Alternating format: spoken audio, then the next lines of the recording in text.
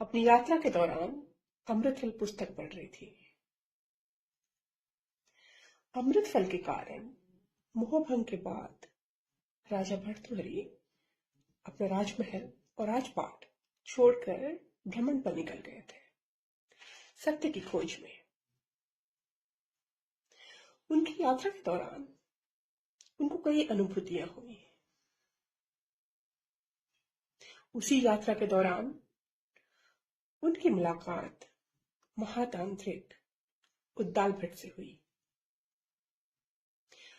उद्दाल भट्ट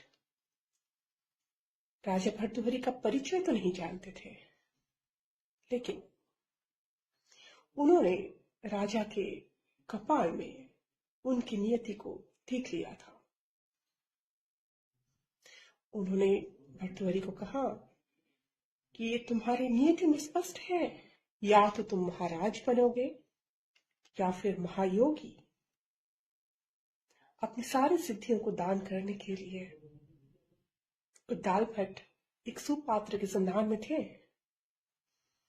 और भर्तृहरि के रूप में उनको वो सुपात्र मिल गया था। लगभग जबरदस्ती उद्दाल भट्ट भर्तृहरि को लेकर वाराणसी चले गए। भर्तृहरि भी उद्दाल भट्ट के साथ रहते रहते बहुत शीघ्र बहुत सारी सिद्धियों को प्राप्त हो गए। उद्दाल भट्ट इतने खुश थे कि उन्होंने अष्ट सिद्धि के बाद आगे के 10 सिद्धियां भी राजा भर्तृहरि को देने का वादा कर दिया था। अष्ट सिद्धि अणिमा, लघिमा, महिमा, गरिमा, प्राप्ति, ईशित्वं, वशत्वं, कामवशेता। आगे के 10 सिद्धियां अनुर्मी, दूरदर्शन, दूरश्रवण, मनोजव, कामरूप, परकाया प्रवेश, अमर सिद्धि, वचन सिद्धि, संकल्प सिद्धि, स्वच्छंद मृत्यु। इन सारी सिद्धियों के चरम पर पहुंचकर राजा भर्तृहरि ने इसका त्याग करने का निर्णय लिया। भर्तृहरि के इस निर्णय से उद्दाल भट्ट आश्चर्यचकित रह गए।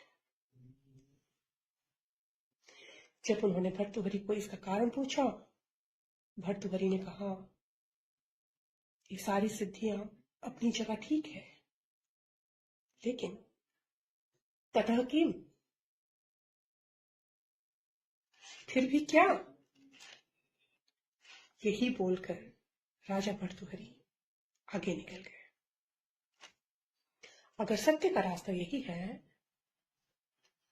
तो सबसे सरल को क्यों न चुनूं? और सबसे सरल वही है,